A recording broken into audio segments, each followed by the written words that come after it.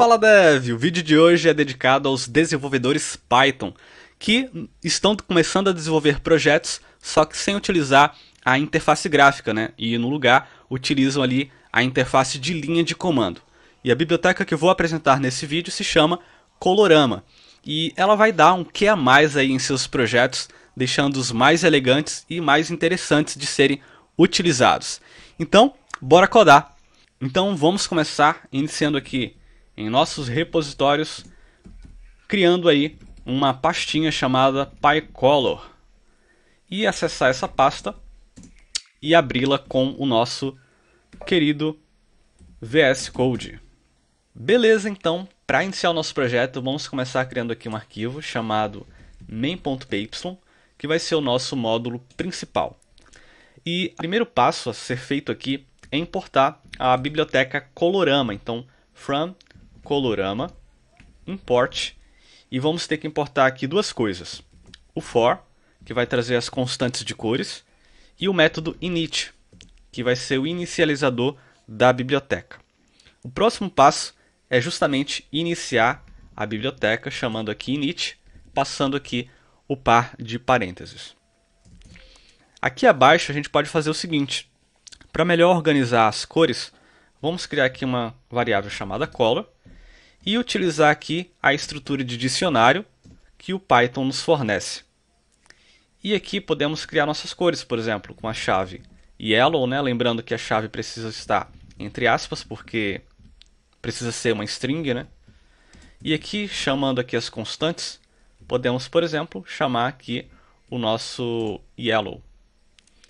Também podemos definir quantas cores quisermos, tá? Se você quiser também puxar todas as cores, aí fica a seu critério. Eu, para esse projeto, vou utilizar apenas o yellow, o blue, o magenta e o reset, que vamos dar uma olhada para que ele serve um pouco mais lá na frente. E aqui só substituindo para blue, aqui para magenta e aqui o reset, tá? Ele basicamente vai resetar as cores aí para o padrão. Só consertando aqui a indentação, salva o arquivo. Legal, então já temos aqui a primeira parte, que é justamente a configuração da biblioteca Colorama. A próxima parte, eu pensei aqui em ilustrar com uma espécie de um cardápio de uma pizzaria. Então, vamos criar aqui o nosso menu, que vai carregar os sabores das nossas pizzas. E aqui eu vou utilizar uma array, uma lista. E aqui dentro, a gente pode utilizar dicionários, que vai representar aqui como objetos, tá?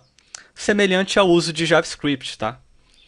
Só que aqui no caso das chaves, a gente tem que obrigatoriamente colocar aqui ela entre aspas, porque as chaves precisam ser strings. Então, vamos representar um primeiro objeto aqui. Code 1 vai ser o primeiro sabor da nossa pizza, então vou colocar aqui name, calabresa. Vamos colocar outra chave aqui para representar o preço, então price. Lembrando aqui também dos dois pontos, né? Porque é chave e valor. E aqui, vamos colocar aqui, por exemplo, valor aleatório mesmo, 19,70, vai. Tá? Então temos aqui essa representação do nosso primeiro sabor aqui de pizza. Então vamos utilizar aqui, replicar esses valores. Vamos acrescentar aqui mais alguns sabores.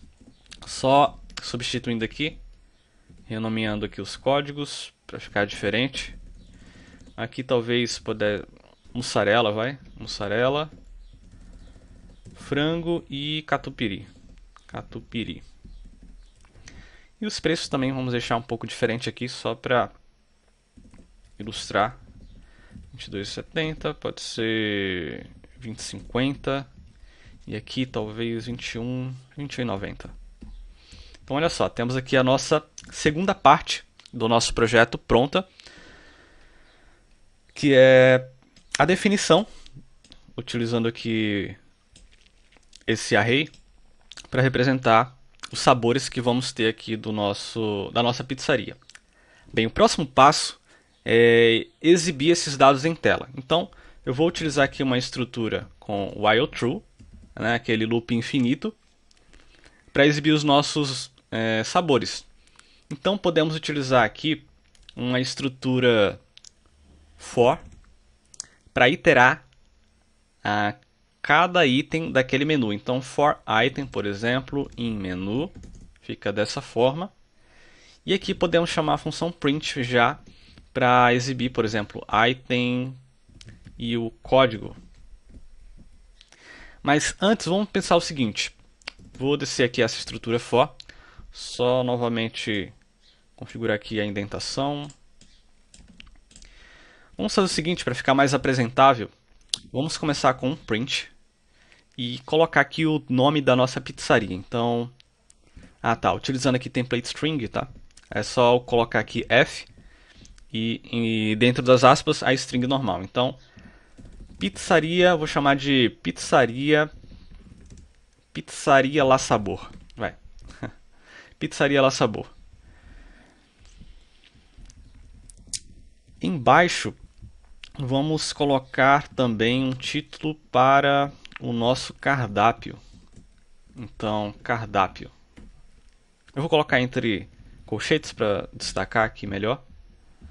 Então, temos aqui Pizzaria La Sabor, nome da nossa pizzaria, e o cardápio, e iterando aqui na estrutura for os nossos itens. Só que antes, vamos já começar a utilizar a biblioteca Colorama.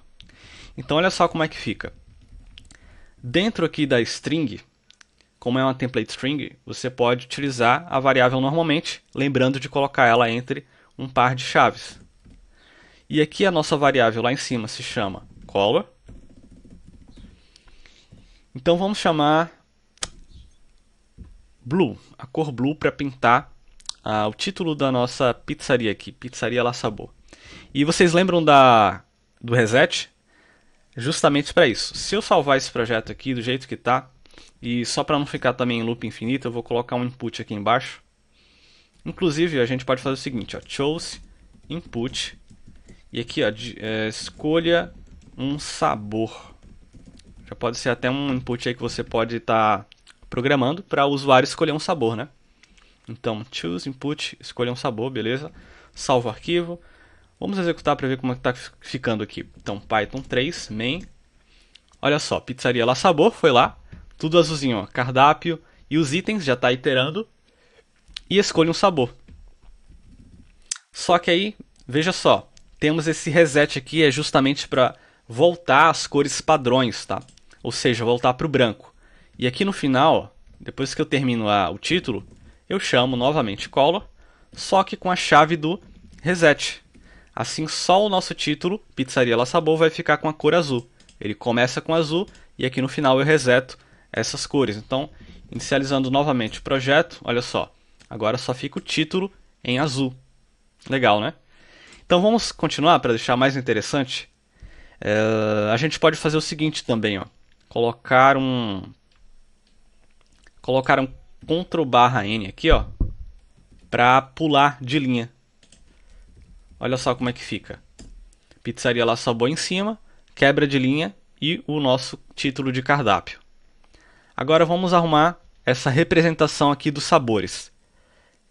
Então temos aqui o código. Legal. Vamos utilizar também o template string aqui.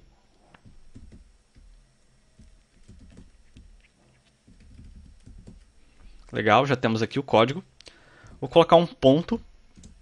E aqui vamos chamar o próximo valor. Então, item com a chave name, né, para representar aqui o nosso sabor.